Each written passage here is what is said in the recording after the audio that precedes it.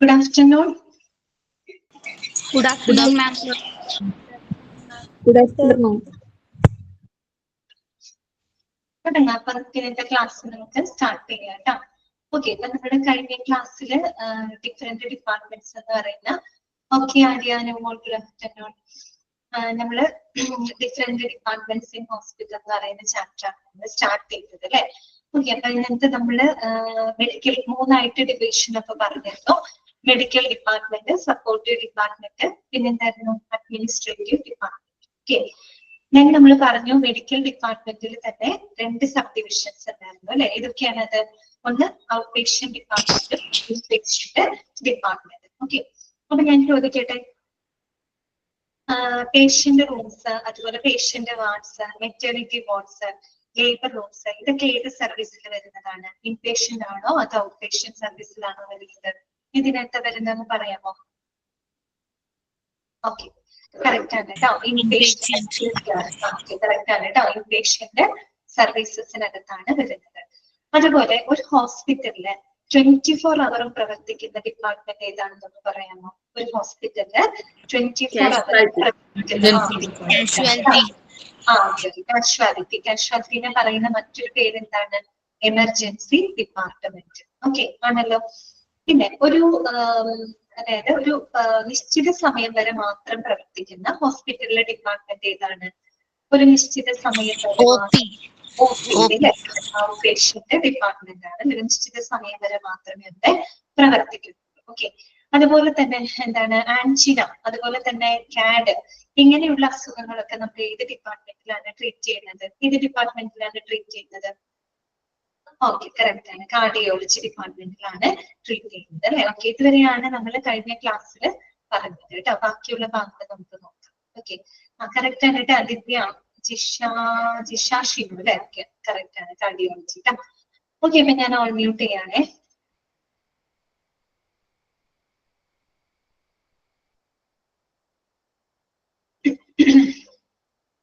Okay, അപ്പൊ നമ്മള് OPD കണ്ടിരുന്നു, അതുപോലെ തന്നെ കാഷ്വാലിറ്റി, പിന്നെ നമ്മള് കാർഡിയോളജി, ഇതുവരെയാണ് നമ്മൾ പറഞ്ഞു നിർത്തിയത് കേട്ടോ. നെക്സ്റ്റ് നമുക്ക് പഠിക്കാനുള്ള ഡിപ്പാർട്ട്മെന്റ് എന്ന് പറയുന്നത് അനസ്തേഷ്യോളജി ഡിപ്പാർട്ട്മെന്റ് ആണ് കേട്ടോ. ഇതാണ് അനസ്തേഷ്യോളജി. എപ്പോഴാണ് നമ്മൾ സാധാരണയായിട്ട് അനസ്തേഷ്യ കൊടുക്കുന്നത്? എപ്പോഴാണ്? സാധാരണ സർജിക്കൽ പ്രൊസീജിയറുകൾക്കൊക്കെ മുമ്പായിട്ട് അല്ലെ, അതന്നെ ഓപ്പറേഷൻസിനൊക്കെ മുമ്പായിട്ട് നമ്മൾ അനസ്തേഷ്യ കൊടുക്കാറുണ്ട് അല്ലെ.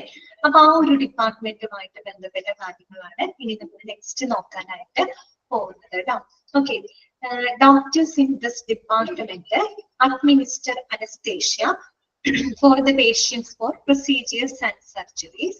The anesthesiology will administer. പ്രധാനമായിട്ടും അനസ്തേഷ്യ എന്ന് പറയുമ്പോൾ 3 ടൈപ്പ് അനസ്തേഷ്യകളാണ് പഠിക്കാനായിട്ടുള്ളത്. 3 ടൈപ്പാണ്. ഏതൊക്കെയാണ് ആ 3 ടൈപ്പ്? ഒന്ന് ജനറൽ അനസ്തേഷ്യ. ഒന്നാമത്തെ എന്താണ്? General anaesthesia.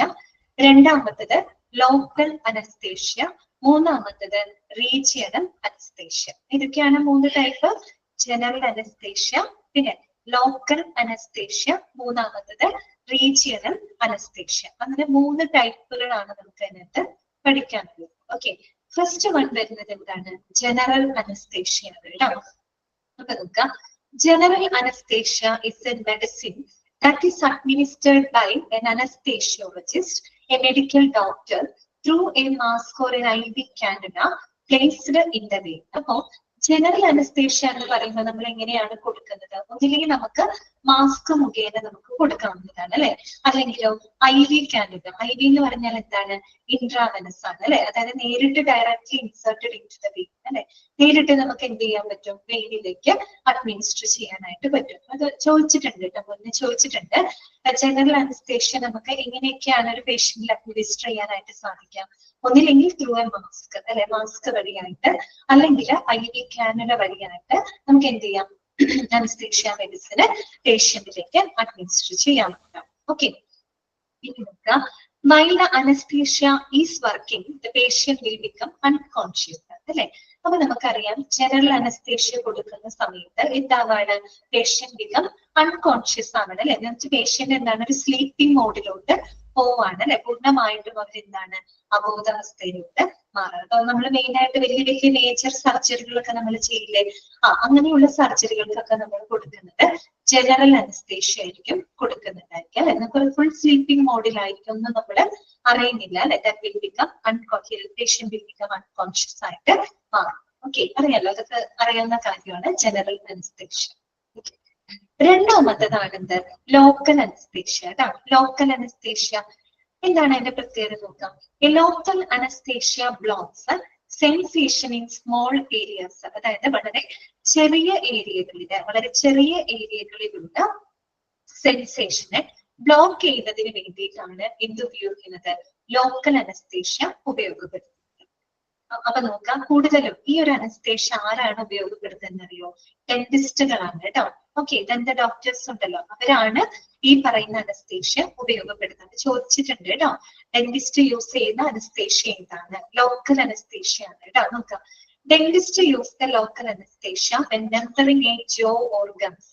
പ്രത്യേകിച്ച് നമ്മളിപ്പോ വല്ല റൂട്ട് കനാൽ ചെയ്യുക അല്ലെങ്കിൽ വലിയ പല്ല് സംബന്ധമായിട്ടുള്ള ട്രീറ്റ്മെന്റുകൾ അല്ലെങ്കിൽ മൈനർ സർജറികളൊക്കെ ചെയ്യുന്ന സമയത്ത് അതെ, എന്താണ് അറിയേണ്ടത്, സെൻസേഷന് ബ്ലോക്ക് ചെയ്യുക, മരവിപ്പിക്കുകയാണ് അല്ലെ. ഓക്കെ, അതായത് നമ്മൾ പല്ലെടുക്കുന്ന സമയത്തോ അല്ലെങ്കിൽ റൂട്ട് കനാലൊക്കെ ചെയ്യുന്ന സമയത്തൊക്കെ നമ്മൾ ആ ഒരു ചെറിയ ഏരിയയുടെ മാത്രമാണ് നമ്മൾ എന്ത് ചെയ്യുന്നത്, അവിടുത്തെ സെൻസേഷനെ മാത്രമാണ് നമ്മൾ ബ്ലോക്ക് ചെയ്യുന്നത്. അപ്പൊ അവിടെ ഈ പറയുന്ന രോഗി അൺകോൺഷ്യസ് ആവുന്നുണ്ടോ, ഇല്ല, അവിടുത്തെ വേദന അറിയുന്നില്ല അല്ലെ, ആ ഒരു ഭാഗം മാത്രം മരവിപ്പിക്കുന്നുള്ളൂ.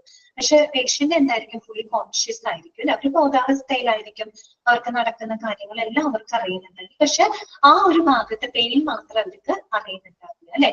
ഓക്കെ, അപ്പൊ ഇത് മനസ്സിലാക്കി വെക്കുക കേട്ടോ. ഡെന്റിസ്റ്റുകൾ ഉപയോഗിക്കുന്ന അനസ്തേഷ്യ ഏതാണെന്ന് ചോദിച്ചാൽ അത് ഏത് അനസ്തേഷ്യയാണ്, ലോക്കൽ അനസ്തേഷ്യയാണ് കേട്ടോ. ഓക്കെ, ക്ലിയർ ആണല്ലോ. നെക്സ്റ്റ് വരുന്നതാണ് റീജിയണൽ അനസ്തേഷ്യ. എന്താണ് റീജിയണൽ അനസ്തേഷ്യ എന്ന് പറഞ്ഞാൽ എന്താണ്, regional anaesthesia numbs a specific portion of the body. Okay, അതായത് റീജിയൻ എന്ന് പറയുമ്പോൾ കുറച്ചും കൂടെ ഒരു larger portion of the body ആയിരിക്കും അല്ലെ. പ്രത്യേകിച്ച് നമ്മൾ സിസേറിയൻ സെക്ഷൻസ് ഒക്കെ ചെയ്യില്ലേ, അപ്പൊ ചെയ്യുന്നത് ഏത് ടൈപ്പ് ഓഫ് അനസ്തേഷ്യയാണ്, റീജിയണൽ അനസ്തേഷ്യയാണ്. അതിന്റെ പ്രത്യേകത എന്താണ്, ആ ഒരു ബോഡി റീജിയനെ മാത്രം അവിടെ എന്ത് ചെയ്യാണ്, മരവിപ്പിക്കുകയാണ് അല്ലെ.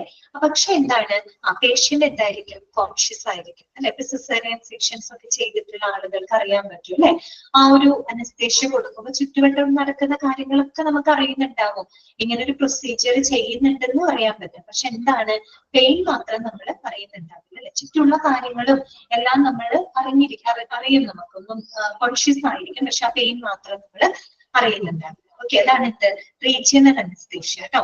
അപ്പൊ നോക്കാം, regional anaesthesia numbs a specific portion of the body. numbs എന്ന് പറഞ്ഞ വാക്കിന്റെ അർത്ഥം എന്താ, മരവിപ്പിക്കുക എന്നുള്ളതാണ് കേട്ടോ.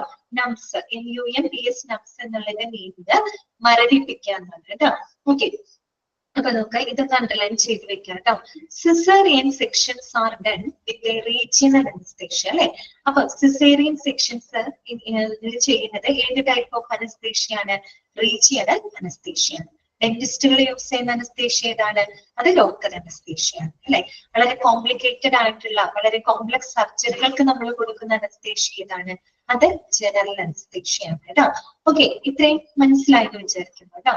ഇനി നോക്കാം, during the surgery the anesthesiologist will monitor the patient's blood pressure, heart rhythm, temperature, level of numbs എന്ന് പറഞ്ഞാൽ മരവിപ്പിക്കുക. ഓക്കെ,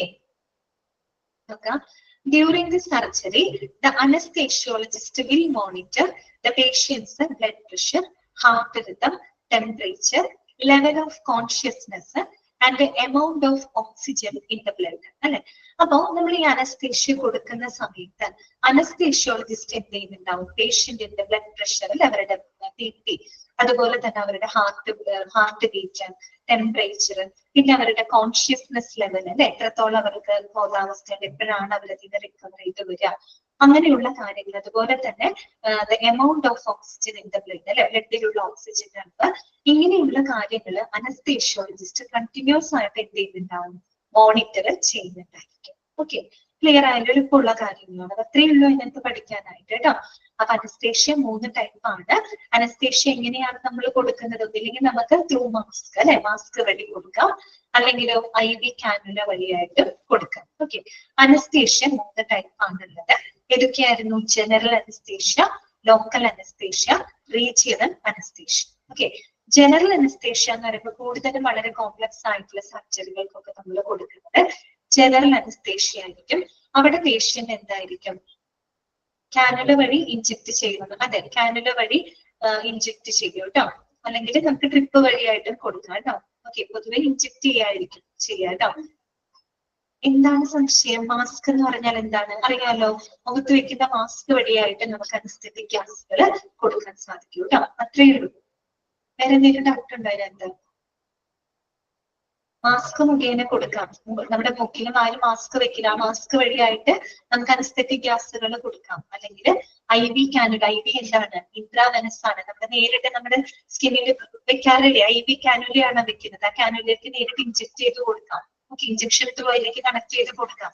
ഡയറക്റ്റ് എവിടേക്കാ പോകുന്നത്? വെയിനിലോട്ട്, ബ്ലഡിലോട്ടാണ് നേരിട്ട് പോകുന്നത്. അപ്പൊ തന്നെ നമ്മൾ അൺകോൺഷ്യസ് ആവും. വേറെ എന്തെങ്കിലും സംശയം ഉണ്ടോ അതിനകത്ത്? അപ്പൊ നമ്മൾ അനസ്തേഷ്യ ചെയ്യുന്ന സമയത്ത് എന്തൊക്കെ ഈ പറയുന്ന കാര്യങ്ങൾ ഓർത്തു വെക്കുക. ടെക്സ്റ്റുകൾ യൂസ് ചെയ്യുന്നത് ലോക്കൽ അനസ്തേഷ്യയാണ്. ഓക്കെ, പിന്നെ സിസേറിയൻ സെക്ഷൻസിന് നമ്മൾ ഉപയോഗിക്കുന്നത് ഏത് ടൈപ്പ് ഓഫ് അനസ്തേഷ്യയാണ്? റീജിയണൽ അനസ്തേഷ്യയാണ്. പിന്നെ നിങ്ങൾ ഓർക്കേണ്ട ഒരു കാര്യം എന്താണെന്ന് അറിയാമോ? ജനറൽ അനസ്തേഷ്യ സമയത്താണ് പേഷ്യന്റ് മുഴുവൻ തന്നെ ബിക്കം അൺകോൺഷ്യസ് ആവുന്നത്, പൂർണ്ണമായിട്ടും അബോധാവസ്ഥയിലാകുന്നത് ജനറൽ അനസ്തേഷ്യ സമയത്ത്. അതേസമയം ലോക്കൽ അനസ്തേഷ്യക്കും മറ്റേ റീജിയണൽ അനസ്തേഷ്യ എന്ന് പറയുമ്പോൾ അവിടെ പേഷ്യന്റ് ഫുള്ളി എന്താവില്ല, അൺകോൺഷ്യസ് അല്ല. ഓക്കെ, കോൺഷ്യസ് ആയിരിക്കും. ഓക്കെ, പിന്നെ എന്താണ്? പെയിൻ മാത്രമേ അവര് അറിവുണ്ടാവില്ല. ഓക്കെ, ഇത്രയേ ഉള്ളൂ മനസ്സിലാക്കാനായിട്ട് കേട്ടോ. ക്ലിയർ അല്ലേ? ഒന്ന് വേണമെങ്കിൽ വായിച്ചു നോക്കിക്കോ കേട്ടോ. ജസ്റ്റ് ഒന്ന് വായിച്ചു നോക്കണേ, സ്ക്രീനിൽ നോക്കുക കേട്ടോ. ഒന്ന് വേണമെങ്കിൽ വായിച്ചു നോക്കിക്കോളൂ.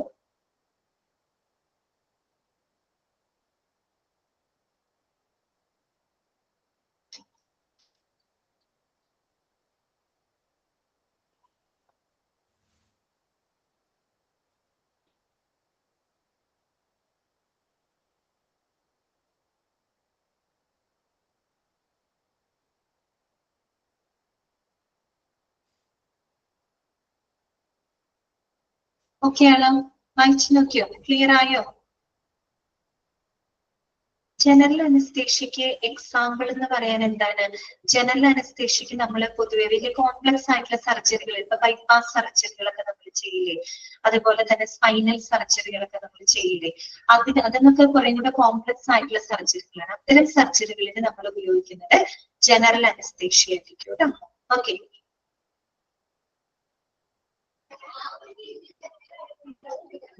നെക്സ്റ്റ് അടുത്ത ഡിപ്പാർട്ട്മെന്റിലോട്ട് പോകാലോ നമുക്ക്.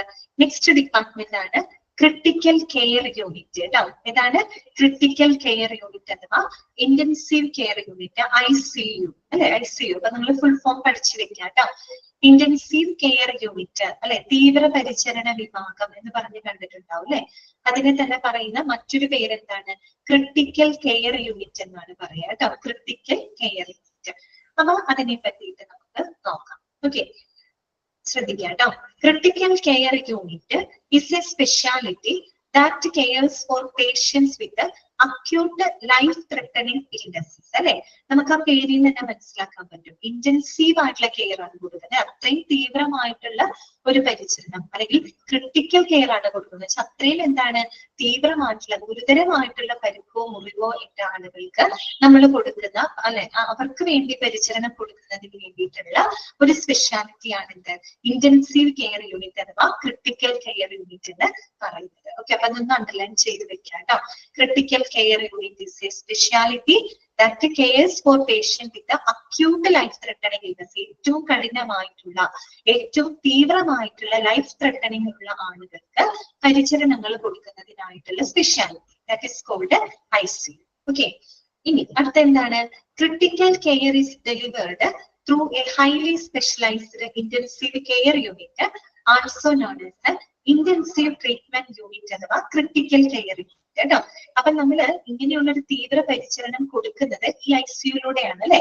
അതുകൊണ്ട് തന്നെ നമുക്ക് അതിന് ഏതൊക്കെ പേരുകൾ പറയാം? ഇന്റൻസീവ് കെയർ യൂണിറ്റ് എന്ന് പറയാം, അല്ലെങ്കിൽ ഇന്റൻസീവ് ട്രീറ്റ്മെന്റ് യൂണിറ്റ് എന്ന് പറയാം, ക്രിട്ടിക്കൽ കെയർ യൂണിറ്റ് എന്നൊക്കെ നമുക്ക് പറയാം. ഇതെല്ലാം സെയിം ആണ് കേട്ടോ. ഇന്റൻസീവ് കെയർ യൂണിറ്റ് അഥവാ ഇന്റൻസീവ് ട്രീറ്റ്മെന്റ് യൂണിറ്റ് അഥവാ ക്രിട്ടിക്കൽ കെയർ യൂണിറ്റ് എന്നൊക്കെ നമുക്ക് പറയാം. ഓക്കെ, ഇനി ഇന്റൻസീവ് കെയർ യൂണിറ്റിനെ കുറിച്ച് നിങ്ങൾക്ക് ഒരു ചാപ്റ്റർ തന്നെ പഠിക്കാനായിട്ടുണ്ട് കേട്ടോ. സെപ്പറേറ്റ് ആയിട്ട് തന്നെ ഒരു ചാപ്റ്റർ നിങ്ങൾക്ക് പഠിക്കാനുണ്ട്. ഓക്കെ, ഇനി നോക്കാം.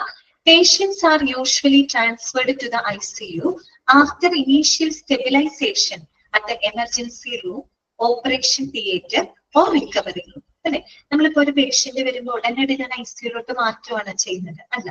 ആദ്യം തന്നെ എമർജൻസി റൂമിൽ നിന്നോ, അതായത് കാഷ്വാലിറ്റി പോലുള്ള എമർജൻസി റൂമിൽ നിന്നോ, അല്ലെങ്കിൽ ഓപ്പറേഷൻ തിയേറ്ററിൽ നിന്നോ, റിക്കവറി റൂമിൽ നിന്നൊക്കെ ഒരു ഇനീഷ്യൽ ഒരു മിനിറ്റ്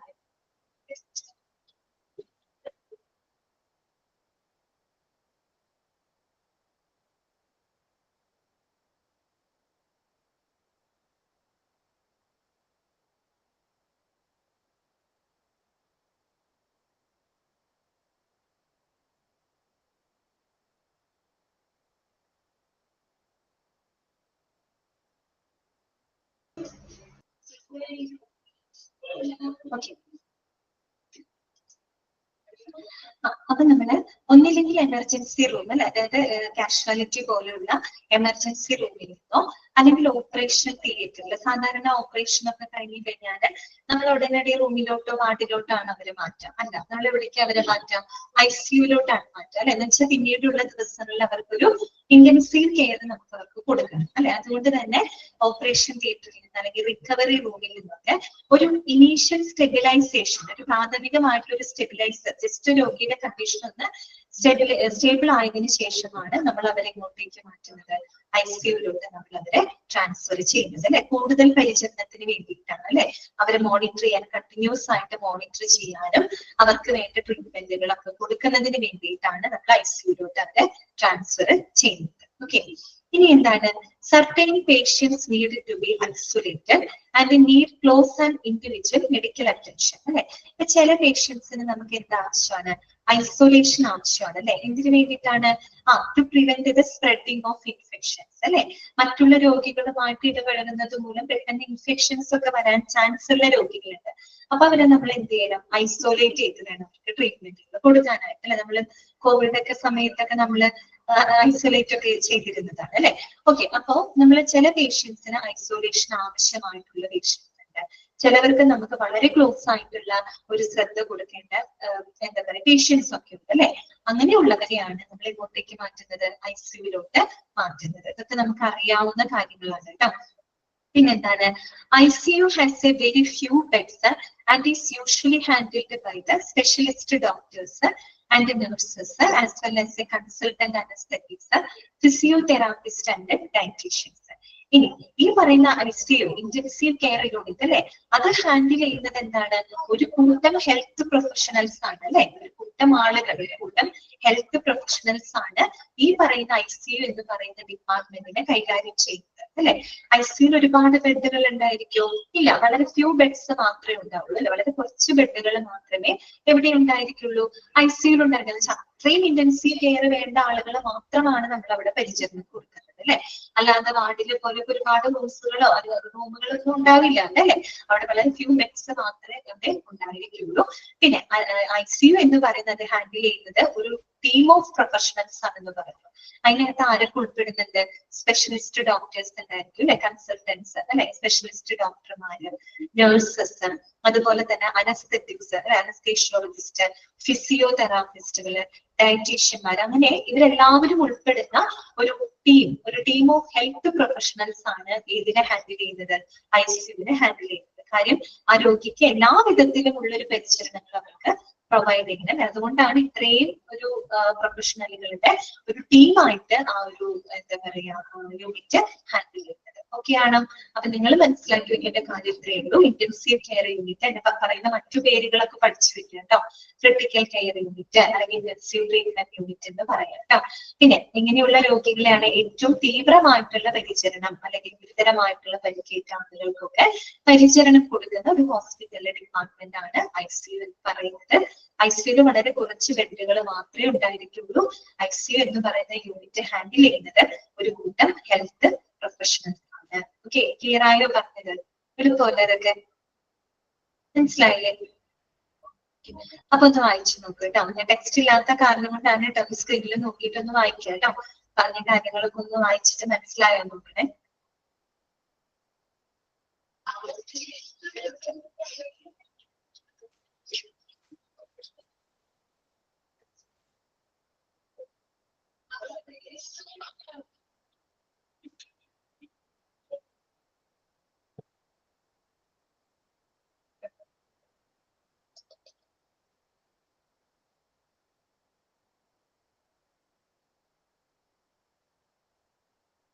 ക്ലിയർ ആയോ? മനസ്സിലായോ? വായിച്ചു നോക്കിയോ?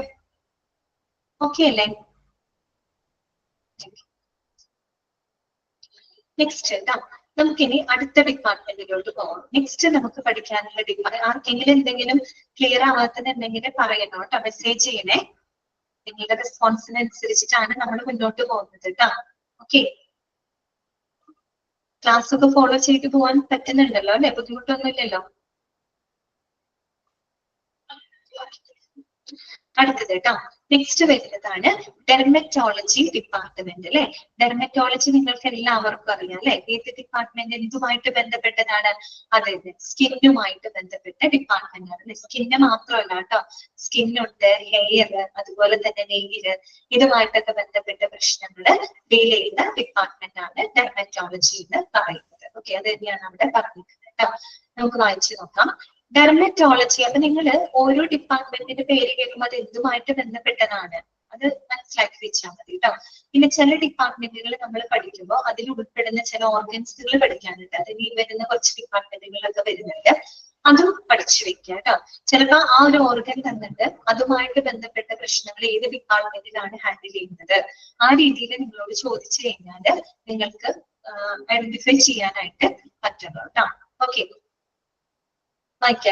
dermatology is the science that deals with the diagnosis and treatment of diseases of the skin, hair and nails.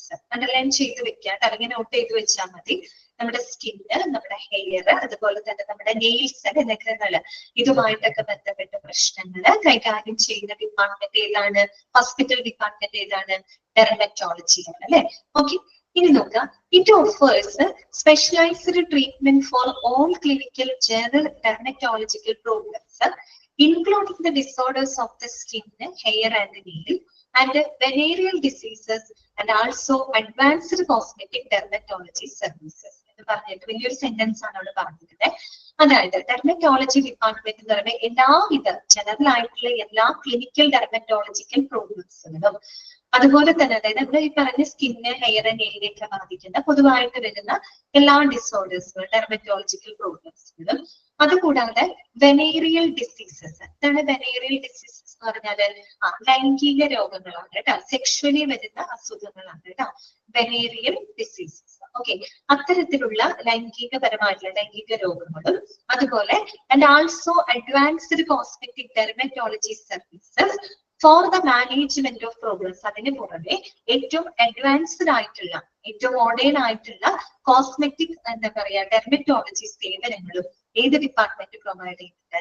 ഈ ഒരു ഡിപ്പാർട്ട്മെന്റ് പ്രൊവൈഡ് ചെയ്യുന്നത്. പൊതുവെ നമ്മുടെ സ്കിന്ന്, ഹെയർ, നെയിലിനെ ബാധിക്കുന്നതും വെനേറിയൽ ആയിട്ടുള്ള അസുഖങ്ങളൊക്കെ അത്തരത്തിലുള്ള കോമൺ ആയിട്ട് വരുന്ന ജനറൽ ഡെർമറ്റോളജിക്കൽ പ്രോബ്ലംസും, അതുകൂടാണ്ട് ഇതിപ്പോ ഏറ്റവും അഡ്വാൻസ്ഡ് ആയിട്ടുള്ള കോസ്മെറ്റിക് പ്രോബ്ലംസ് ഉണ്ട്. ഓക്കെ, കോസ്മെറ്റിക് ആയിട്ടുള്ള കുറച്ച് ഇഷ്യൂസ് അവിടെ പറയുന്നുണ്ട്.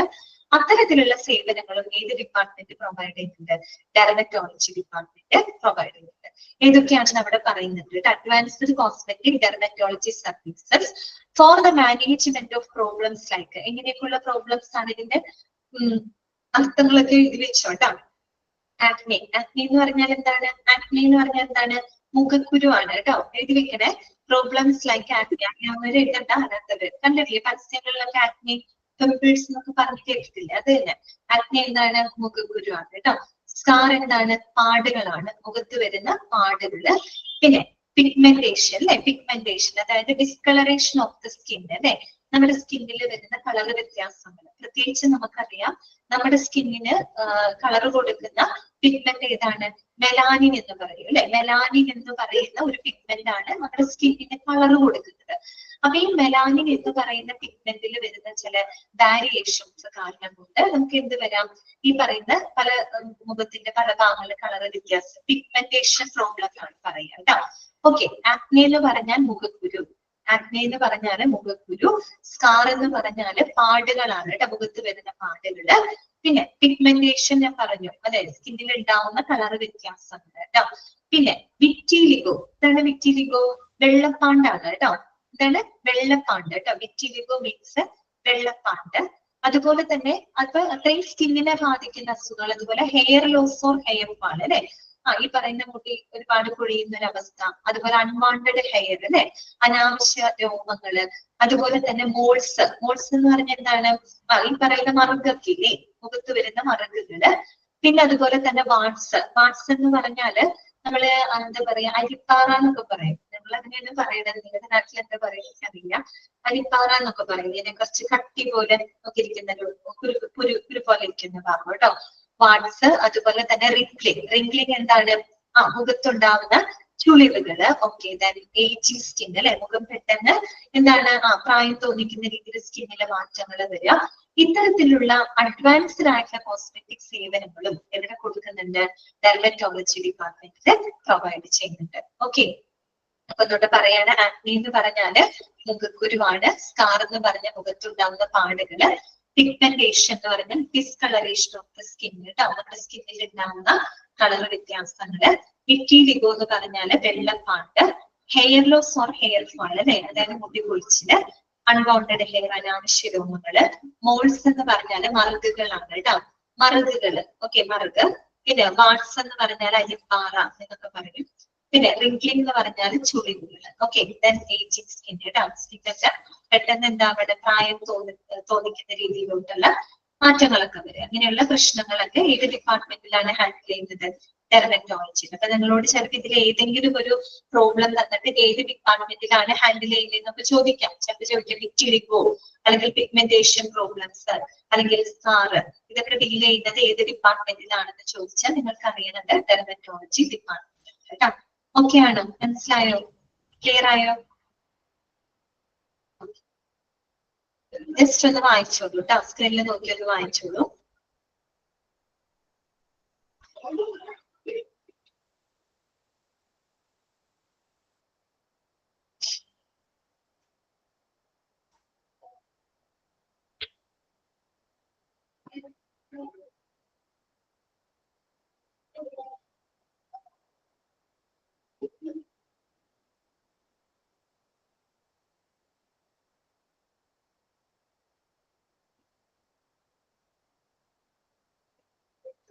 സ്കാർ എന്ന് പറഞ്ഞാല് പാടുകളാണ് കേട്ടോ, മുഖത്തുണ്ടാവുന്ന പാടുകൾ, പാടുകൾ കേട്ടോ.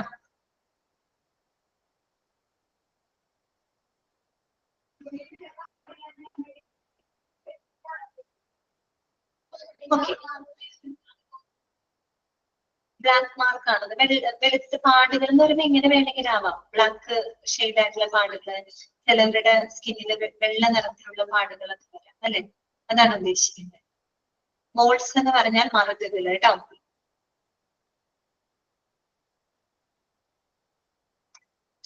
ഓക്കെ, അപ്പൊ ആ ഒരു ഡിപ്പാർട്ട്മെന്റ് നിങ്ങൾക്ക് ക്ലിയർ ആയെന്ന് വിചാരിക്കുന്നു കേട്ടോ. അപ്പൊ നമുക്ക് നെക്സ്റ്റ് ഡിപ്പാർട്ട്മെന്റ് പഠിക്കാം. ഓക്കെ, അടുത്ത ഡിപ്പാർട്ട്മെന്റിലോട്ട് കടക്കാണ്. വെനേറിയൽ എന്ന് പറഞ്ഞാല് ലൈംഗിക രോഗങ്ങള്. ഞാൻ പറയുന്ന ക്ലാസ് കേൾക്കുന്നില്ലേ നിങ്ങള്? വെനേറിയൽ എന്ന് പറഞ്ഞാല് സെക്ഷുവലി വരുന്ന അസുഖങ്ങളാണ് കേട്ടോ.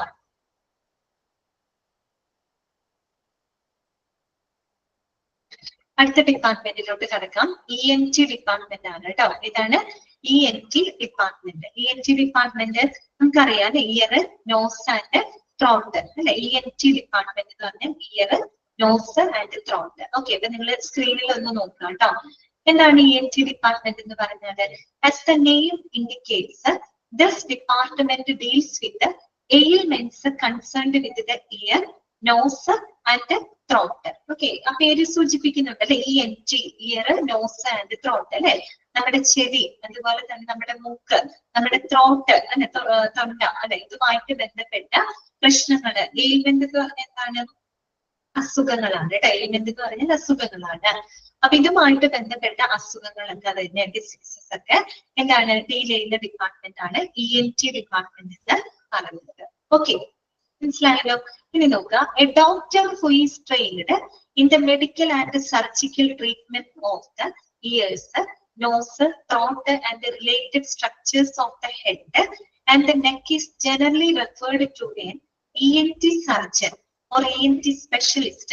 അതുമല്ലെങ്കിൽ വേറൊരു പേര് കൂടെ പറയും, ഓട്ടോലാരിംഗോളജിസ്റ്റ്.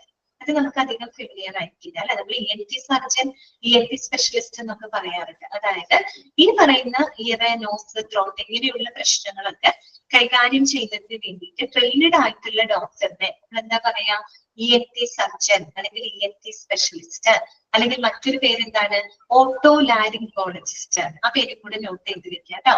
നമ്മൾ പൊതുവെ ഓട്ടോലാരിംഗോളജിസ്റ്റ് എന്നൊന്നും അങ്ങനെ പറയാറില്ല. പൊതുവെ എന്താ നമ്മൾ പറയാ, ENT സ്പെഷ്യലിസ്റ്റ്. അതാണ് നമുക്ക് പറയാൻ സൗകര്യം അല്ലേ. ഓക്കെ, ഓട്ടോലാരിംഗോളജിസ്റ്റ് എന്നാണ് പറയുന്നത്. ഓട്ടോളജി എന്ന് പറഞ്ഞാല് നമ്മുടെ ചെവിയുമായിട്ട് ബന്ധപ്പെട്ടതാണ് കേട്ടോ, ഓട്ടോളജി. ഓക്കെ, ഓട്ടോളജി എന്ന് പറഞ്ഞാൽ നമ്മുടെ എന്താണ് ചെവിയുമായിട്ട് അല്ലെങ്കിൽ ഇയറുമായിട്ട് ബന്ധപ്പെട്ടതാണ് കേട്ടോ. അപ്പൊ ഓട്ടോലാരിംഗോളജിസ്റ്റ് എന്നും അദ്ദേഹത്തിന് പറയും. ഓക്കെ, ക്ലിയർ ആണല്ലോ. അടുത്ത നോക്കുക കേട്ടോ. The parts covered under this speciality includes. അപ്പൊ ENT ഡിപ്പാർട്ട്മെന്റിൽ അല്ലെങ്കിൽ ENT ഡിപ്പാർട്ട്മെന്റ് കവർ ചെയ്യുന്ന ഏതൊക്കെയാണ് പാർട്സുകൾ അല്ലെ, ഏതൊക്കെ ഭാഗങ്ങളാണ് വരുന്നത്? ഒന്ന് നമുക്കറിയാം, ഇയർ ഉണ്ട്, നോസ് ഉണ്ട്, അതുപോലെ തന്നെ നെയ്സൽ പാസേജസ് അല്ലെ. നെയ്സൽ പാസേജസ് എന്താണ്? നമ്മുടെ മൂക്കിന്റെ ഭാഗം തന്നെയാണ് കേട്ടോ നെയ്സൽ പാസേജസ് അല്ലെ, നെയ്സൽ പാസേജസ്. പിന്നെ സൈനസസ്, സൈനസൈറ്റിസ് എന്നൊക്കെ നിങ്ങൾ കേട്ടിട്ടില്ലേ? സൈനസ് എന്ന് പറഞ്ഞാൽ എന്താണ്? നമ്മുടെ ഈ ഒരു മൂക്കിന്റെയും ഈ ഒരു നെറ്റിയുടെ ഉള്ള ഈ ഒരു ഭാഗം ഉണ്ടല്ലോ, അതിനെയാണ് നമ്മള് സൈനസ് എന്ന് പറയുന്നത്. അവിടെ ഒരു ഹോളോ സ്പേസ് ആണ്. മനസ്സിലായി? നമ്മുടെ ഈ മൂക്കിന്റെയും ഈ നെറ്റിയുടെ ഇത്രയും ഭാഗങ്ങളുണ്ടല്ലോ, അവിടെ ഒരു ഉള്ളിൽ കൊള്ളയായിട്ടുള്ള ഒരു ഹോളോ സ്പേസ് ആണ് കേട്ടോ. അവിടെയാണ്, അതിനെയാണ് നമ്മള് സൈനസ് എന്ന് പറയുന്നത്. അവിടെ വരുന്ന ഇൻഫെക്ഷൻ ആണ് സൈനസൈറ്റിസ് എന്ന് പറയുന്നത് കേട്ടോ. ഓക്കെ, അതുപോലെ തന്നെ ലാരിങ്സ്. ലാരിങ്സ് എന്ന് പറഞ്ഞാൽ എന്താണ്? വോയിസ് ബോക്സ് ആണ് കേട്ടോ. എന്താണ് വോയിസ് ബോക്സ്? മനസ്സിലാക്കി വെക്കുക കേട്ടോ. ലാരിങ്സ് എന്ന് പറഞ്ഞാല് നമ്മുടെ വോയിസ് ബോക്സ് ആണ്. നമ്മുടെ ത്രോട്ടില് നമ്മുടെ ശബ്ദം പുറത്തേക്ക് വരുന്ന നമ്മുടെ സ്വരതന്തുക്കളൊക്കെ സ്ഥിതി ചെയ്യുന്ന ഒരു ഭാഗമാണ് കേട്ടോ ലാരിങ്സ് എന്ന് പറയുന്നത്. വോയിസ് ബോക്സ് അവിടെ നിന്നാണ് നമ്മുടെ ശബ്ദം പുറത്തോട്ട് വരുന്നത് കേട്ടോ. അതുപോലെ തന്നെ ഓറൽ ക്യാവിറ്റി അല്ലെ. ഓറൽ ക്യാവിറ്റി നമ്മുടെ മൗത്തിന്റെ ഭാഗമായിട്ടുള്ള oral cavity, mouth and throat അല്ലെ. ഈ ഭാഗങ്ങളൊക്കെ ഇവിടെ വരുന്നതാണ്. ഈ ഭാഗങ്ങളുമായിട്ട് ബന്ധപ്പെട്ട കാര്യങ്ങളൊക്കെ ഇവിടെയാണ് ഡീൽ ചെയ്യുന്നത്, ENT വിഭാഗത്തിനാണ് അല്ലെ. അതോടൊപ്പം എന്താണ്, as well as the structure of the neck and face അല്ലെ. നമ്മുടെ കഴുത്ത് എന്ന് പറയുമ്പോൾ നമ്മുടെ ത്രോട്ടിന്റെ ഭാഗം ഉണ്ടല്ലോ, നെക്ക്, നമ്മുടെ ഫേസിന്റെ ഭാഗങ്ങളൊക്കെ വരുന്നത്, അവിടെയൊക്കെ വരുന്ന പ്രശ്നങ്ങളൊക്കെ നമ്മൾ ഏത് ഡിപ്പാർട്ട്മെന്റിലാണ് കൂടുതൽ ഹാൻഡിൽ ചെയ്യുന്നത്? ENT ഡിപ്പാർട്ട്മെന്റിലാണ് കേട്ടോ. അപ്പൊ ഒന്നുകൂടെ വായിക്കാം നോക്കുക. A doctor who is trained in the medical and surgical treatment of the ears, nose, throat and related structures of the head and neck is generally referred to an ENT surgeon or ENT specialist അഥവാ otolaryngologist. അടുത്തത്, the parts covered under this speciality includes. ഏതൊക്കെ ഭാഗങ്ങളാണ് ഈ ഒരു ഡിപ്പാർട്ട്മെന്റിനകത്ത് വരുന്നത്? Ears, nose, nasal passages, sinuses, larynx, oral cavity, mouth and throat, as well as the structure of the neck and face. Okay, ഇനി നോക്കാം. It includes the treatment of a variety of ailment like. ഇനി ഈ ഒരു department എങ്ങനെയൊക്കെയുള്ള സേവനങ്ങൾ, എന്തിനൊക്കെയുള്ള സേവനങ്ങളാണ് ഈ ഒരു ഡിപ്പാർട്ട്മെന്റിൽ നിന്ന് പ്രൊവൈഡ് ചെയ്യുന്നത് കേട്ടോ. ഓക്കെ, എന്തൊക്കെ സേവനങ്ങളാണ്, എന്തൊക്കെ അസുഖങ്ങൾക്കുള്ള ഒരു ട്രീറ്റ്മെന്റുകൾ അല്ലെങ്കിൽ പരിചരണങ്ങളാണ് ഈ ഒരു ഡിപ്പാർട്ട്മെന്റിൽ നിന്ന് പ്രൊവൈഡ് ചെയ്യുന്നത്? അതൊന്ന് നോട്ട് ചെയ്ത് വെക്കുക കേട്ടോ. ഒന്നാമത്തത് general ear, nose and throat disease. അറിയാലോ, പൊതുവെ നമുക്ക് വരുന്ന ഇയർ, നോസ്, ത്രോട്ട് സംബന്ധമായിട്ടുള്ള അസുഖങ്ങളൊക്കെ ഈ ഒരു ഡിപ്പാർട്ട്മെന്റിലാണ് ഹാൻഡിൽ ചെയ്യുന്നത്. അതുപോലെ തന്നെ നെക്ക് ലംസ് എന്ന് പറഞ്ഞാൽ എന്താണ്? നമ്മുടെ കഴുത്തിലൊക്കെ ഉണ്ടാവുന്ന മുഴകള് ഓക്കെ, അത് ചിലപ്പോൾ ക്യാൻസറസ് ആയിട്ടുള്ളത് ഉണ്ടാവാം, നോൺ ക്യാൻസറസ് ആയിട്ടുള്ളത് ഉണ്ടാവാം. എങ്ങനെയാണെങ്കിലും നെക്ക് നർവ്സ് കേട്ടോ, നമ്മുടെ തൊണ്ടയിലൊക്കെ ഉണ്ടാകുന്ന കഴുത്തിന്റെ ഭാഗത്ത് ഉണ്ടാകുന്ന മുഴകള്. അതുപോലെ തന്നെ cancers of the head and neck area. Head and neck area, head എന്ന് വെച്ചാൽ നമ്മുടെ ആ ഒരു ഫേസിന്റെ ഒക്കെ ഒരു ഭാഗമാണ് കേട്ടോ. ഓക്കെ, അവിടെയും അതുപോലെ തന്നെ നെക്ക്, നമ്മുടെ കഴുത്തിന്റെ ഭാഗത്തൊക്കെ ഉണ്ടാവുന്ന ക്യാൻസറുകള്. ഓക്കെ, പിന്നെ അടുത്തത് അതിന് 2 പ്രാവശ്യം എഴുതിയിട്ടുണ്ട്, മതി കേട്ടോ. Tear duct problems. Tear duct എന്ന് പറഞ്ഞാൽ എന്താണ്? കണ്ണുനീർ ഗ്രന്ഥികൾക്ക് ഉണ്ടാവുന്ന പ്രശ്നങ്ങൾ കേട്ടോ. അപ്പൊ പെട്ടെന്ന് നിങ്ങൾക്ക് അത് കേൾക്കുമ്പോൾ അത് ഒഫ്താൽമോളജി വിഭാഗത്തിലല്ലേ ഹാൻഡിൽ ചെയ്യാം എന്ന് തോന്നാം, കണ്ണിന്റെ പ്രശ്നങ്ങളായതുകൊണ്ട്. പക്ഷെ ഇതിനകത്ത് എന്ത് വരുന്നുണ്ട്? ഇയർ, നോസ്, ത്രോട്ട്, അതിന്റെ ഭാഗങ്ങൾ വരുന്നുണ്ട് കേട്ടോ. ടിയർ ഡക്ട് പ്രോബ്ലംസും കൂടെ അവിടെ ഹാൻഡിൽ ചെയ്യാവുന്നതാണ് കേട്ടോ. അതായത് കണ്ണുനീർ ഗ്രന്ഥികൾക്കൊക്കെ ഉണ്ടാവുന്ന പ്രശ്നങ്ങൾ. അതുപോലെ തന്നെ ബാലൻസിങ് ആൻഡ് ഹിയറിംഗ് ഡിസോർഡേഴ്സ് കേട്ടോ. നമുക്ക് കേൾവി തകരാറുകള്, ബാലൻസിങ് ഡിസോർഡേഴ്സ്. നമുക്കറിയാം നമ്മുടെ ബാലൻസ് നിലനിർത്തുന്നതിൽ ഏറ്റവും പ്രധാനപ്പെട്ട ഒരു ഓർഗനാണ് നമ്മുടെ ചെവി അല്ലെ. ഇയർ ബാലൻസിങ്ങിന്റെ പ്രോബ്ലങ്ങളൊക്കെ ഇഷ്ടം പോലെ ആളുകൾക്കുണ്ട് അല്ലെ. അറിയാം, ഇയർ ബാലൻസിങ്ങിന്റെ ഇഷ്യൂസ് ഒക്കെ വരാനുണ്ട്. അപ്പൊ അത്തരത്തിലുള്ള ബാലൻസിങ് ആൻഡ് ഹിയറിംഗ് ഡിസോർഡേഴ്സ്, കേൾവി തകരാറുകള്, ബാലൻസിങ് ഇഷ്യൂസ്. അതുപോലെ തന്നെ സ്നോറിങ്. സ്നോറിങ് എന്ന് പറഞ്ഞാൽ എന്താണ്? കൂർക്കം വലിയാണ് കേട്ടോ. എന്താണ്? കൂർക്കം വലി. പൊതുവെ നമുക്ക് മൂക്കിലൊക്കെ വല്ല ബ്ലോക്ക് ഒക്കെ വരുന്ന സമയത്ത് നമുക്ക് ചിലപ്പോൾ മൂക്കിലൂടെയുള്ള ആ ഒരു എന്താ പറയാ, മൂക്കിലൂടെ ശ്വസിക്കാനൊക്കെ ബുദ്ധിമുട്ടൊക്കെ വരുന്ന സാഹചര്യങ്ങളിലൊക്കെയാണ് ഈ സ്നോറിങ് പോലെയുള്ള ബുദ്ധിമുട്ടുകൾ വരാൻ. നമ്മൾ വായ തുറന്നിട്ടായിരിക്കും നമ്മൾ ശ്വസിക്കുന്നത് അല്ലെ. ഓക്കെ, അപ്പൊ അതിനെ തുടർന്നൊക്കെ വരുന്ന ഇഷ്യൂസ് ആണ് കേട്ടോ സ്നോറിങ്, കൂർക്കം വലിയാണ് കേട്ടോ. എഴുതി വെക്കാട്ടോ, സ്നോറിങ് മീൻസ് കൂർക്കം വലി. അതന്നെ, അഡിനോയിഡ് ഗ്ലാൻഡിന്റെ ഒക്കെ ബുദ്ധിമുട്ടുകളുണ്ട് കേട്ടോ. പൊതുവെ അഡിനോയിഡ് ഗ്ലാൻഡ് നമ്മുടെ മൂക്കിന്റെ പുറം ബാക്കിലായിട്ട് വരുന്നൊരു ഗ്ലാൻഡ് ആണ്. ശരിക്കും അത് ചുരുങ്ങി പോകും. പക്ഷെ ചിലപ്പോൾ ഈ അഡിനോയിഡ് ഗ്ലാൻഡ് ഒക്കെ വലുതായി ഇങ്ങനെ ഇരുന്ന് കഴിഞ്ഞിട്ട് സ്വാഭാവികമായിട്ട് നമുക്ക് മൂക്കിന് ഒരു ബ്ലോക്ക് പോലെയൊക്കെ വരും. ഇങ്ങനെ മൂക്കിലൂടെ ശരിയായ രീതിയിൽ ശ്വസിക്കാനൊക്കെ ബുദ്ധിമുട്ട് വരും. അങ്ങനെയൊക്കെയുള്ള വരുന്ന സിറ്റുവേഷൻ ആണ്. കുട്ടികളിലൊക്കെ മിക്കപ്പോഴും കാണാറുണ്ട് ഈ അഡിനോയിഡ് ഗ്ലാൻഡ് ഒക്കെ വലുതായി കഴിഞ്ഞ് കഴിഞ്ഞാല് ബ്ലോക്ക് ആവും. അതുപോലെ നമുക്ക് ശ്വസിക്കാൻ ബുദ്ധിമുട്ട് വരും. പിന്നെ നമ്മുടെ മോണയൊക്കെ ഇങ്ങനെ പതുക്കെ പൊന്താനൊക്കെ ആയിട്ട് തുടങ്ങും. ഡോക്ടേഴ്സിനെ കാണുമ്പോൾ അറിയാൻ പറ്റും, അവർ പറയും അഡിനോയിഡ് ഗ്ലാൻഡ് ഒന്ന് ടെസ്റ്റ് ചെയ്യാനൊക്കെ ആയിട്ട് പറയും അല്ലെ. ഓക്കെ, അപ്പൊ സ്നോറിങ്, കൂർക്കം വലി. പിന്നെ എന്താണ്? ENT അലർജി പ്രോബ്ലംസ് അല്ലെ. ENT അലർജിക് ആയിട്ടുള്ള വരുന്ന പ്രോബ്ലംസുകള്. പിന്നെ salivary gland diseases. Salivary gland എന്ന് പറഞ്ഞാൽ എന്താണ്? ഉമിനീർ ഗ്രന്ഥികളാണ് കേട്ടോ. നമ്മുടെ വായിലുള്ള ഉമിനീർ ഗ്രന്ഥികളുണ്ട് കേട്ടോ. അപ്പൊ അത്തരം ഉമിനീർ ഗ്രന്ഥികൾക്കൊക്കെ ഉണ്ടാകുന്ന തകരാറുകള് അല്ലെങ്കിൽ പ്രശ്നങ്ങള്. പിന്നെ പറയുന്ന പോലെ വോയിസ് ഡിസോർഡേഴ്സ്, നമ്മുടെ ശബ്ദത്തിൽ ഉണ്ടാകുന്ന ചില ഡിസോർഡറുകള്. ഇങ്ങനെയുള്ള പ്രശ്നങ്ങളൊക്കെ ഏത് ഡിപ്പാർട്ട്മെന്റിലാണ് ഹാൻഡിൽ ചെയ്യുന്നത്? ENT ഡിപ്പാർട്ട്മെന്റിലാണ് കേട്ടോ. ഏതൊക്കെയാ നമ്മൾ പറഞ്ഞത്? പൊതുവെ നമ്മുടെ ഇയർ, നോസ്, ത്രോട്ടുമായിട്ട് ബന്ധപ്പെട്ട് വരുന്ന അസുഖങ്ങള്, കഴുത്തിലുണ്ടാകുന്ന മുഴകള്, അതുപോലെ നമ്മുടെ ഹെഡ്, അതുപോലെ കഴുത്തിന്റെ ഭാഗത്തൊക്കെ ഉണ്ടാകുന്ന ക്യാൻസറുകള്, പിന്നെ കണ്ണുനീർ ഗ്രന്ഥികളിൽ ഉണ്ടാകുന്ന പ്രശ്നങ്ങള്, പിന്നെ ഹിയറിംഗ് ഡിസോർഡേഴ്സ് അല്ലെ, കേൾവി തകരാറുകള്, ബാലൻസിങ് ഇഷ്യൂസുകള്, സ്നോറിംഗ് എന്ന് പറഞ്ഞാൽ കൂർക്കം വലി, പിന്നെ ENT അലർജി പ്രോബ്ലംസുകള്, സലൈവറി ഗ്ലാൻഡ് ഡിസീസസ്, ഉമിനീർ ഗ്രന്ഥികൾക്ക് ഉണ്ടാവുന്ന അസുഖങ്ങള്, പിന്നെ വോയിസ് ഡിസോർഡേഴ്സ് കേട്ടോ, ശബ്ദ തകരാറുകൾ. ഇതൊക്കെ ഏത് ഡിപ്പാർട്ട്മെന്റിലാണ് ഹാൻഡിൽ ചെയ്യുന്നത്? ENT ഡിപ്പാർട്ട്മെന്റിലാണ് കൈകാര്യം ചെയ്യുന്നത്. ടിയർ ഡക്ട് എന്ന് പറഞ്ഞാൽ കണ്ണുനീർ ഗ്രന്ഥിയാണ് കേട്ടോ, കണ്ണുനീർ ഗ്രന്ഥി. ഓക്കെ, ജസ്റ്റ് ഒന്ന് വായിച്ചു നോക്കൂ. ENT ഡിപ്പാർട്ട്മെന്റ് ഒന്ന് വായിച്ചു നോക്കിയേ. ക്ലിയർ ആയോ നോക്കി? ജസ്റ്റ് ഒന്ന് വായിക്കേട്ടാ, 2 മിനിറ്റ് ഒന്ന് എടുത്ത് വായിക്കേ.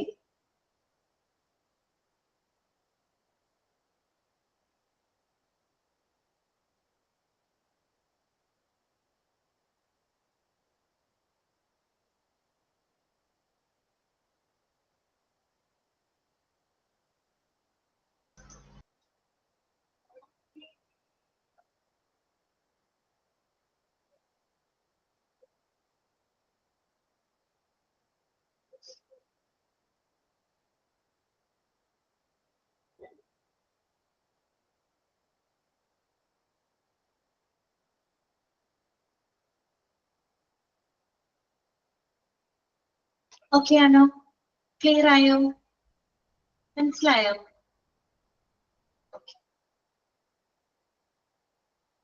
അങ്ങനെയാണെങ്കിൽ നമുക്ക് നെക്സ്റ്റ് ഡിപ്പാർട്ട്മെന്റിലോട്ട് കടക്കാം കേട്ടോ. അടുത്ത ഡിപ്പാർട്ട്മെന്റ് പഠിക്കാൻ നമുക്ക്. അടുത്തതാണ് എന്ത്? Endocrinology department. ഏത് ഡിപ്പാർട്ട്മെന്റ് ആണ്? എൻഡോക്രൈനോളജി. അപ്പൊ നമുക്ക് ആദ്യം ആ ഡിപ്പാർട്ട്മെന്റ് പഠിക്കുന്നതിനേക്കാളും മുമ്പ് എന്താണ് എൻഡോക്രൈൻ സിസ്റ്റം എന്നൊക്കെ നമ്മളൊന്ന് മനസ്സിലാക്കണം കേട്ടോ. എന്താണ് സനീഷ? ടെക്സ്റ്റ് ബുക്ക് PDF കിട്ടും. ടെക്സ്റ്റ് ബുക്ക് മേടിച്ചാൽ മതി കേട്ടോ. ടെക്സ്റ്റ് ബുക്ക് ഓർഡർ കൊടുത്താൽ മതി കേട്ടോ. അപ്പൊ ഇവിടെ നിന്ന് അയച്ചു തരും ടെക്സ്റ്റ് ബുക്ക് കേട്ടോ. ഓക്കെ, ടെക്സ്റ്റ് ബുക്ക് നിങ്ങൾ മേടിക്കണം. അത് ഓർഡർ ചെയ്ത് കഴിഞ്ഞാൽ പോസ്റ്റലായിട്ട് അയച്ചു തരും കേട്ടോ. അപ്പൊ നോക്കാം, എൻഡോക്രൈനോളജി ഡിപ്പാർട്ട്മെന്റിനെ പറ്റി പഠിക്കുന്നതിന് മുമ്പായിട്ട് എൻഡോക്രൈൻ സിസ്റ്റം എന്താണെന്നുള്ളത് നമ്മൾ ആദ്യം മനസ്സിലാക്കണം. എന്നിട്ട് വേണ്ട അതിനെ പറ്റി പഠിക്കാനായിട്ട്. അപ്പൊ നിങ്ങൾ കേട്ടിട്ടുണ്ടോ എൻഡോക്രൈൻ സിസ്റ്റത്തിനെ പറ്റി? കേട്ടിട്ടുണ്ടോ? ആരെങ്കിലും കേട്ടവരുണ്ടെങ്കിൽ ഒന്ന് പറയാം. ഓക്കെ, വെരി ഗുഡ്, കറക്റ്റ് ആണ് കേട്ടോ. കൃഷ്ണപ്രിയ പറഞ്ഞു ഹോർമോൺസ് അല്ലെ? അതെ അതെ, ഹോർമോൺസുമായിട്ട് ബന്ധപ്പെട്ട വിഭാഗമാണ് കേട്ടോ.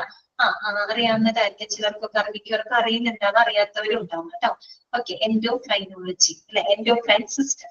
അതായത് നമ്മളിപ്പോ ഒരു ഹ്യൂമൻ ബോഡി എടുക്കുകയാണെങ്കിൽ അതിനകത്ത് ഒരുപാട് സിസ്റ്റംസുകളുണ്ട് അല്ലെ. നമ്മുടെ ഹ്യൂമൻ ബോഡി എന്ന് പറയുമ്പോൾ സർക്കുലേറ്ററി സിസ്റ്റം ഉണ്ട് അല്ലെ, രക്തപരിചയ വ്യവസ്ഥയുണ്ട്, പിന്നെ എന്താണ് നെർവസ് സിസ്റ്റം ഉണ്ട്, റീപ്രൊഡക്റ്റീവ് സിസ്റ്റം ഉണ്ട്, പിന്നെ എന്താണ് എക്സ്ക്രീറ്ററി സിസ്റ്റം ഉണ്ട്.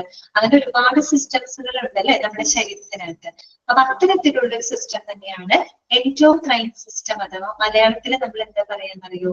അന്തസ്രാവി വ്യവസ്ഥ എന്നാണ് പറയുന്നത്. സ്കൂളിലൊക്കെ പഠിക്കുന്നുണ്ട് ഈ സംഭവം കേട്ടോ. അന്തസ്രാവി വ്യവസ്ഥ എന്നാണ് പറയുന്നത്, എൻഡോക്രൈൻ സിസ്റ്റം. അപ്പോ എന്താണ് ഈ എൻഡോക്രൈൻ സിസ്റ്റം എന്ന് പറഞ്ഞാല്?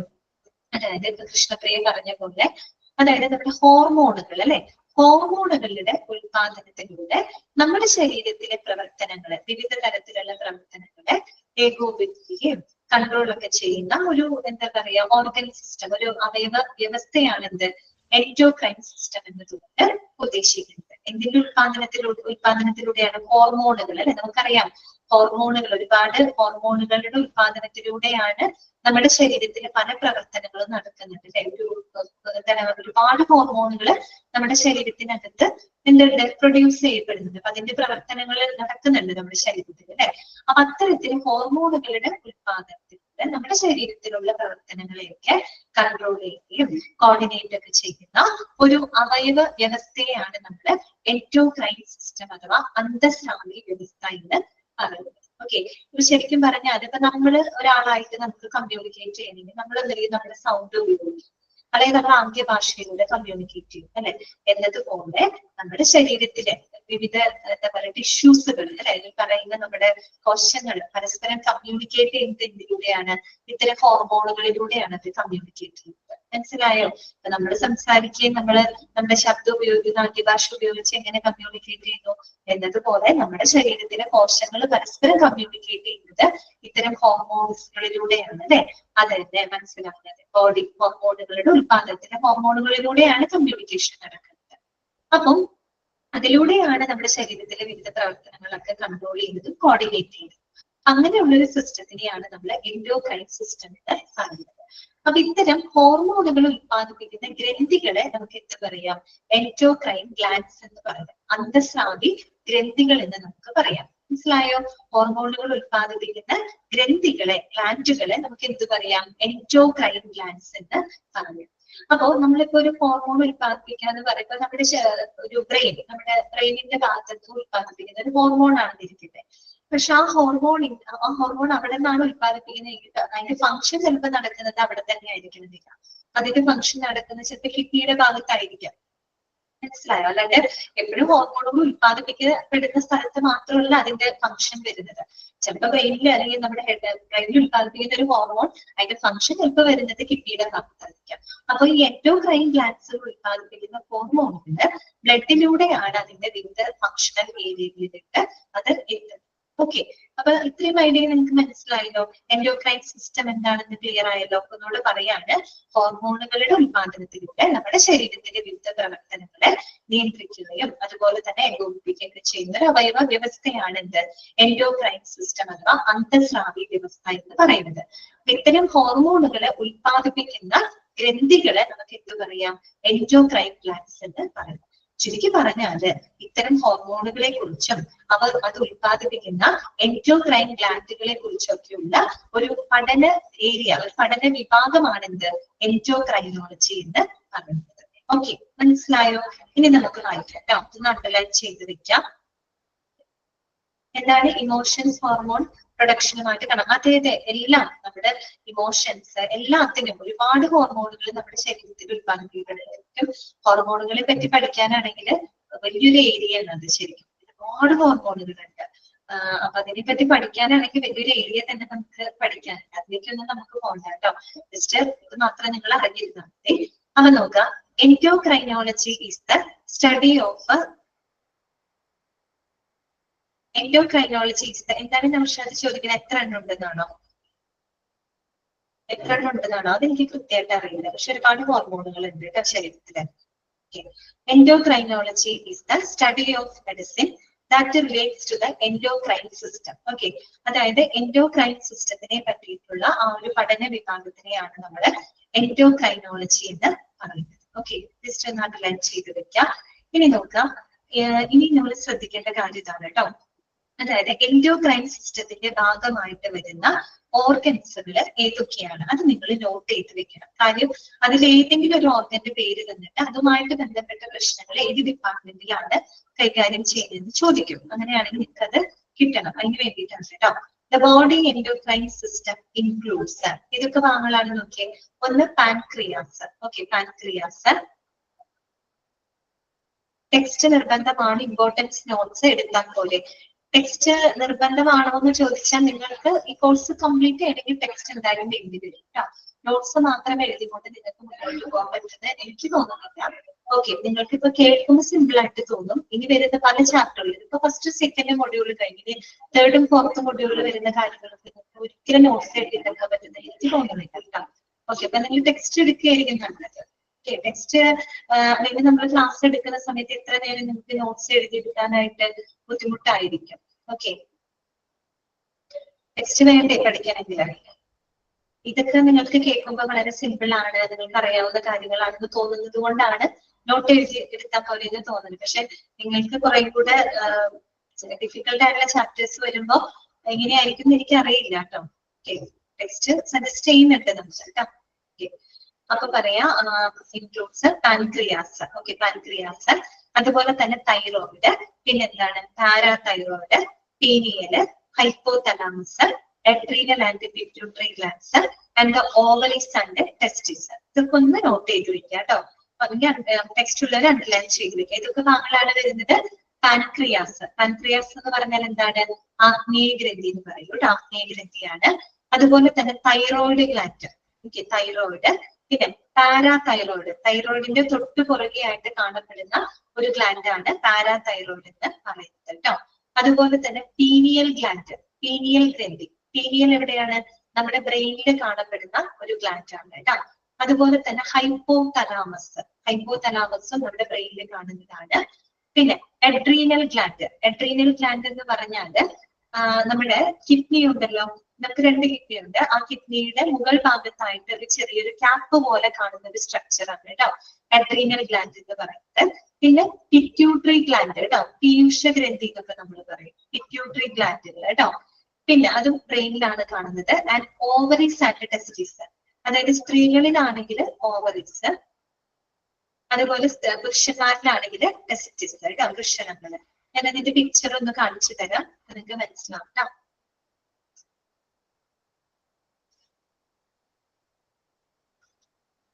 അയ്യോ, പിക്ചർ മാറിപ്പോയി. ഒരു മിനിറ്റ് കേട്ടോ, ഒരു മിനിറ്റ് ഒന്ന് വെയിറ്റ് ചെയ്യാമോ? ഞാൻ ആ പിക്ചർ ഒന്ന് കാണിച്ചു തരാം കേട്ടോ, ഒരു മിനിറ്റ്.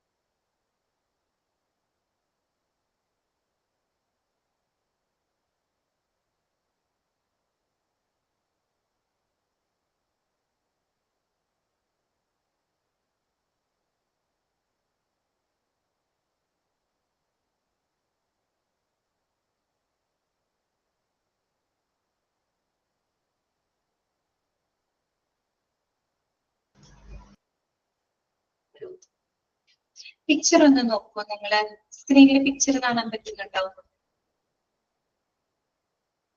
സ്ക്രീനിൽ കാണാൻ പറ്റുന്നുണ്ടോ? ഓക്കെ, ഇതേ കേട്ടോ. അപ്പൊ പിക്ചർ ഒന്ന് നോക്കുക നിങ്ങള്. ഏതൊക്കെ ഭാഗങ്ങളെ നമ്മൾ ഫസ്റ്റ് പറഞ്ഞത്? പാൻക്രിയാസ് ആണ് കേട്ടോ. പാൻക്രിയാസ്, ആഗ്നേയ ഗ്രന്ഥി എന്നൊക്കെ നമ്മൾ പറയും. എന്ന് പറഞ്ഞാൽ ശരിക്കും നമ്മുടെ ആമാശയം ഇരിക്കുന്ന ഒരു ഭാഗമുണ്ട്. ഇതിപ്പോ ജസ്റ്റ് എന്താ പറയാ, എൻഡോക്രൈൻ ഗ്ലാൻഡ്സുകളെ മാത്രമാണ് എടുത്ത് ഇവിടെ കാണിച്ചിരിക്കുന്നത് കേട്ടോ. നമ്മുടെ ആമാശയം ഇരിക്കുന്ന ഭാഗമുണ്ട്. ഇവിടെയാണ് നമ്മുടെ ആമാശയം വരുന്നത്. ആ ആമാശയത്തിന്റെ തൊട്ട് താഴെയായിട്ട് കാണപ്പെടുന്ന ഒരു ലീഫ് പോലെ ഒരു സ്ട്രക്ചറാണ്. ഇതൊരു നീണ്ട ഇലയുടെ ഒരു ഷേപ്പാണ് കേട്ടോ. ആ ഒരു ഭാഗമാണ് എന്ത്? പാൻക്രിയാസ് എന്ന് പറയുന്നത് കേട്ടോ. ഓക്കെ, പിക്ചർ ഒന്ന് നോക്കാം. ഫസ്റ്റ് പറഞ്ഞ ഗ്ലാൻഡ് അതല്ലേ, പാൻക്രിയാസ് അല്ലെ. മലയാളത്തിൽ നമ്മൾ ആഗ്നേയ ഗ്രന്ഥി എന്നാണ് പറയുന്നത് കേട്ടോ. എവിടെ കാണപ്പെടുന്നതെന്ന് അറിയോ? നമ്മുടെ ആമാശയത്തിന്റെ തൊട്ട് താഴെയായിട്ട് ഒരു ലീഫ് ലൈക്ക് സ്ട്രക്ചറിനെയാണ് നമ്മൾ പാൻക്രിയാസ് എന്ന് പറയുന്നത് കേട്ടോ, ആഗ്നേയ ഗ്രന്ഥി. ഈ പാൻക്രിയാസ് ഉത്പാദിപ്പിക്കുന്ന ഹോർമോൺ ആണ് ഇൻസുലിനും ഗ്ലൂക്കഗോണും. ഇൻസുലിൻ നിങ്ങൾക്ക് അറിയാലോ, നമ്മുടെ ഷുഗർ, നമ്മുടെ പ്രമേഹത്തിനെയൊക്കെ എന്താണ് കൺട്രോൾ ചെയ്യുന്ന ഒരു ഹോർമോൺ ആണ് അല്ലെ ഇൻസുലിൻ. അതുപോലെ തന്നെ എന്താ പറയുക, ഗ്ലൂക്കഗോൺ പോലെയുള്ള ഹോർമോണുകളൊക്കെ അതാണ് ഉത്പാദിപ്പിക്കുന്നത് കേട്ടോ. Okay, pancreas. ഓക്കെ, പിന്നെ നമ്മൾ രണ്ടാമത് പറഞ്ഞത് എന്താണ്? തൈറോയിഡ് ഗ്ലാൻഡ് ആണ്. കണ്ടോ, നമ്മുടെ ത്രോട്ടിന്റെ ഭാഗത്തായിട്ട് കാണപ്പെടുന്ന ഗ്ലാൻഡ് ആണ് തൈറോയിഡ് ഗ്ലാൻഡ്. തൈറോയിഡിന്റെ ഇഷ്യൂസ് മൂലം നമുക്ക് ഒരുപാട് ബുദ്ധിമുട്ടുകൾ വരും അല്ലെ. ഈ തൈറോയിഡ് ഗ്ലാൻഡ് ഉത്പാദിപ്പിക്കുന്നതാണ് തൈറോക്സിൻ എന്ന് പറയുന്ന ഹോർമോൺ. ഓക്കെ, തൈറോക്സിൻ എന്ന് പറയുന്ന ഹോർമോൺ ഉത്പാദിപ്പിക്കുന്നത് തൈറോയിഡ് ഗ്ലാൻഡ് ആണ് കേട്ടോ.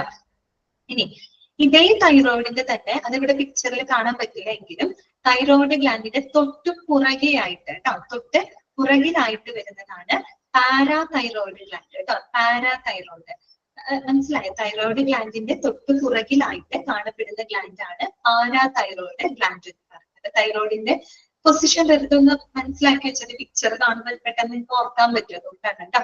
അപ്പൊ ത്രോട്ടിന്റെ ഭാഗത്ത് കാണപ്പെടുന്നതാണ് തൈറോയിഡ് ഗ്ലാൻഡ്.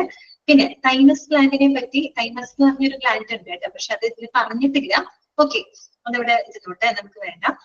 പീനിയൽ ഗ്ലാൻഡ് കേട്ടോ, പീനിയൽ ഗ്രന്ഥി. പീനിയൽ എന്ന് പറയുന്നത് നമ്മുടെ ബ്രെയിനിന്റെ ഭാഗത്ത് കാണപ്പെടുന്നതാണ് കേട്ടോ. ഹൈപ്പോ, ഇവിടെ പിക്ചേഴ്സ് കൊടുത്തിട്ടില്ല, പക്ഷെ നോക്കുക, നമ്മുടെ ഹൈപ്പോ തലാമസ് എന്ന് പറയുന്ന ഗ്ലാൻഡിന്റെ തൊട്ട് താഴെയായിട്ട് കാണപ്പെടുന്ന ഗ്ലാൻഡ് ആണ് കേട്ടോ. പീനിയൽ ഗ്രന്ഥി എന്നാണ് പറയുക, പീനിയൽ. ഈ പീനിയൽ ഗ്ലാൻഡ് ആണ് നിങ്ങൾ നേരത്തെ പറഞ്ഞ പോലെ തന്നെ നമ്മുടെ ഇമോഷൻസ്, മെലാട്ടോണിൻ, സെറാട്ടോണിൻ അങ്ങനെയുള്ള കുറെ ഹോർമോണുകൾ ഉത്പാദിപ്പിക്കുന്നത്. പ്രത്യേകിച്ച് നമ്മുടെ ഇമോഷൻസ്, നമ്മുടെ മൂഡ്സിനെയൊക്കെ എന്താ പറയാ റെഗുലേറ്റ് ചെയ്യുന്ന മെലാട്ടോണിൻ, സെറാട്ടോണിൻ, ഉറക്കത്തിനെയൊക്കെ കൺട്രോൾ ചെയ്യുന്ന ഹോർമോണുകളൊക്കെ ഉത്പാദിപ്പിക്കുന്നത് പീനിയൽ ഗ്ലാൻഡ് ആണ് കേട്ടോ. ഓക്കെ, പിന്നെ വരുന്നത് ഹൈപ്പോ തലാമസ്. എവിടെയാണ് കാണപ്പെടുന്നത്? നമ്മുടെ ബ്രെയിനിലാണ് കേട്ടോ, ഹൈപ്പോ തലാമസ്. പിന്നെ പറഞ്ഞത് അഡ്രീനൽ ഗ്ലാൻഡ് ആണ്. അഡ്രീനൽ ഗ്ലാൻഡ് എവിടെയാണെന്ന് അറിയാമോ? അതെ, നമ്മുടെ കിഡ്നി ഉണ്ടല്ലോ, കിഡ്നിയുടെ മുകൾ ഭാഗത്തായിട്ട് കാണപ്പെടുന്ന ഗ്ലാൻഡ് ആണ്. നമുക്ക് 2 കിഡ്നി ഉണ്ട്. ആ കിഡ്നിയുടെ മുകളിൽ ഒരു ക്യാപ്പ് പോലെ അല്ലെങ്കിൽ ഒരു ട്രയാങ്കിൾ ഷേപ്ഡ് ആയിട്ടുള്ള ഒരു ഗ്ലാൻഡ് ആണ്. അതിനെയാണ് നമ്മൾ അഡ്രീനൽ ഗ്ലാൻഡ് എന്ന് പറയുന്നത് കേട്ടോ. അതാണ് അഡ്രീനൽ ഗ്ലാൻഡ് എന്നാണ് അതിനെ പറയാ. പിന്നെ നമ്മൾ പറഞ്ഞത് ഏതായിരുന്നു? ഓക്കെ, പിറ്റ്യൂട്ടറി ഗ്ലാൻഡ്സ് അല്ലെ. എവിടെയാണ്? ബ്രെയിനിൽ കാണപ്പെടുന്ന ഗ്ലാൻഡ് ആണ് കേട്ടോ, പിറ്റ്യൂട്ടറി ഗ്ലാൻഡ് എന്നാണ് പറയുക കേട്ടോ. ഒരുപാട് മറ്റുള്ള ഹോർമോണുകൾ ഉത്പാദിപ്പിക്കുന്ന ഗ്രന്ഥികളെ മുഴുവൻ കൺട്രോൾ ചെയ്യുന്നവരാണ് കേട്ടോ പിറ്റ്യൂട്ടറി ഗ്ലാൻഡ് എന്ന് പറയുന്നത്. ഓക്കെ, അത് ഈ പറയുന്ന പിറ്റ്യൂട്ടറി, പീനിയൽ, ഹൈപ്പോ തലാമസ്, ഇത് മൂന്നും നമ്മുടെ ബ്രെയിനിലാണ് കാണപ്പെടുന്നത് കേട്ടോ. ഓക്കെ, പിന്നെ നമ്മൾ പറഞ്ഞത് ഏതായിരുന്നു? ഓവറീസ്. ഇതൊക്കെ സ്ത്രീകളുടെ ആണെങ്കിൽ സ്ത്രീകളിലെ ഓവറീസ് ആണ്, അണ്ടങ്ങൾ എന്ന് പറയും. ഓക്കെ, പുരുഷന്മാരിലാണെങ്കിൽ ടെസ്റ്റിസ് ആണ് കേട്ടോ. ഓക്കെ, ഇത്രയാണ് ഇതിനകത്ത് വരുന്നത് എൻഡോക്രൈൻ സിസ്റ്റത്തിന്റെ ഭാഗമായിട്ട് വരുന്ന ഓർഗൻസുകൾ ഇതൊക്കെയാണ്. ഓക്കെ, ഏതൊക്കെയാണെന്ന് ജസ്റ്റ് നിങ്ങൾ ആലോചിച്ചാൽ മതി. പാൻക്രിയാസ് അതെവിടെ കാണപ്പെടുന്ന? ആമാശയത്തിന്റെ തൊട്ട് താഴെയായിട്ട് കാണപ്പെടുന്ന ലീഫ് ലൈക്ക് ഗ്ലാൻഡ് ആണ് കേട്ടോ പാൻക്രിയാസ്. പിന്നെ നമ്മൾ പറഞ്ഞത് ഏതൊക്കെയായിരുന്നു? നമുക്ക് ഹെഡിൽ നിന്ന് തുടങ്ങാം, ബ്രെയിനിൽ നിന്ന് തുടങ്ങാം. അവിടെ ഏതൊക്കെയാണ്? പിറ്റ്യൂട്ടറി ഉണ്ട്, പീനിയൽ ഗ്ലാൻഡ് ഉണ്ട്, ഹൈപ്പോതലാമസ് ഉണ്ട്. പിന്നെ അവിടെ നിന്ന് നമ്മൾ താഴോട്ട് ഇറങ്ങി വരുമ്പോൾ ത്രോട്ടിന്റെ ഭാഗത്തായിട്ടാണ് തൈറോയിഡ് ഗ്ലാൻഡും അതിന്റെ തൊട്ടുപുറകിലായിട്ട് പാരാതൈറോയിഡ് ഗ്ലാൻഡ് ഉണ്ട് അല്ലെ. പിന്നെ പറഞ്ഞത് ഏതാ? കിഡ്നിയുടെ മുകൾ ഭാഗത്തുള്ള ഗ്ലാൻഡ് ഏതായിരുന്നു? അഡ്രീനൽ ഗ്ലാൻഡ് ആണ് അല്ലെ. പിന്നെ സ്ത്രീകളിലാണെങ്കിൽ ഓവറീസ്, പുരുഷന്മാരിലാണെങ്കിൽ ടെസ്റ്റിസ്. ഇത്രയും ഭാഗങ്ങളാണ് ഏതിൽ വരുന്നത്? എൻഡോക്രൈൻ സിസ്റ്റത്തിനകത്ത് വരുന്നത്. ഓക്കെ, ഇനി നിങ്ങൾ ഇതൊന്ന് വായിച്ചു നോക്കിയേ. The body endocrine system includes pancreas, thyroid, parathyroid, pineal, hypothalamus, adrenal and pituitary glands and the ovaries and testis. Okay, കിട്ടിയോ? നിങ്ങൾക്ക് മനസ്സിലായോ? ഓക്കെ, അപ്പൊ ഇത് ഇത്രയും മതി കേട്ടോ. ഇത്രയും കാര്യങ്ങൾ നിങ്ങളുടെ മനസ്സിലാക്കി വെച്ചോളൂ. നിങ്ങൾക്ക് ഗൂഗിൾ ചെയ്ത് നോക്കിയാൽ കാണാം കേട്ടോ. എൻഡോക്രൈൻ സിസ്റ്റത്തിന്റെ പിക്ചർ ഒന്ന് നോക്കി കഴിഞ്ഞ് കഴിഞ്ഞാൽ കറക്റ്റ് ആയിട്ട് എന്താണ് എവിടെയൊക്കെയാണ് ഏതൊക്കെ ലൊക്കേഷനിലാണ് ഇതിരിക്കുന്നത് എന്നുള്ളത് അറിയാൻ പറ്റും കേട്ടോ. അപ്പൊ അതൊന്ന് പിക്ചോറിയൽ ആയിട്ട് കാണുമ്പോൾ ചിലപ്പോൾ നിങ്ങളുടെ മനസ്സിൽ നിൽക്കാനും എളുപ്പമുണ്ടായിരിക്കും കേട്ടോ. അപ്പൊ ഞാനൊന്ന് അൺമ്യൂട്ട് ചെയ്യാണ്. ഇന്നത്തെ ക്ലാസ്സിൽ നിങ്ങൾക്ക് എന്തെങ്കിലും ഡൗട്ടുകൾ ഉണ്ടെങ്കിൽ ചോദിക്കാം കേട്ടോ.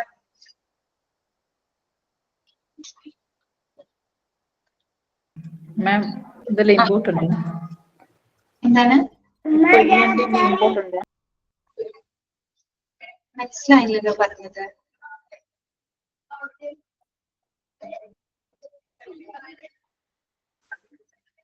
തിരിച്ചൊന്ന് മെസ്സേജ് ചെയ്യാമോ? ഇമ്പോർട്ടന്റ് ആയിട്ടുള്ളതാണോ? ഇമ്പോർട്ടൻസ് എന്ന് പറഞ്ഞു കഴിഞ്ഞാൽ നമ്മൾ ഓരോ എന്താ പറയാ ഡിപ്പാർട്ട്മെന്റ് എന്തുമായിട്ട് ബന്ധപ്പെട്ടതാണ്. അത് അതാണ് ഇമ്പോർട്ടന്റ് ആയിട്ടുള്ളത് കേട്ടോ. പിന്നെ ഇതിൽ വരുന്ന ഓർഗൻസുകളിലെ അതും ഇമ്പോർട്ടന്റ് ആണ്. കാര്യം ആ ഓർഗൻസുകൾ തന്നിട്ട് അതിനെ ബാധിക്കുന്ന അസുഖങ്ങൾ ഏത് ഡിപ്പാർട്ട്മെന്റ് ആണെന്ന് ചോദിച്ചു കണ്ടിട്ടുണ്ട്. അപ്പൊ ആ ഓർഗനുകളും ഇമ്പോർട്ടന്റ് ആണ് കേട്ടോ. ഓക്കെ, വേറെ ഡൗട്ട്സ് ഒന്നും ഇല്ല എന്ന് വിചാരിക്കുന്നു. അങ്ങനെയാണെങ്കിൽ നമുക്ക് ഇന്നത്തെ ക്ലാസ് വൈൻഡപ്പ് ചെയ്യാം കേട്ടോ.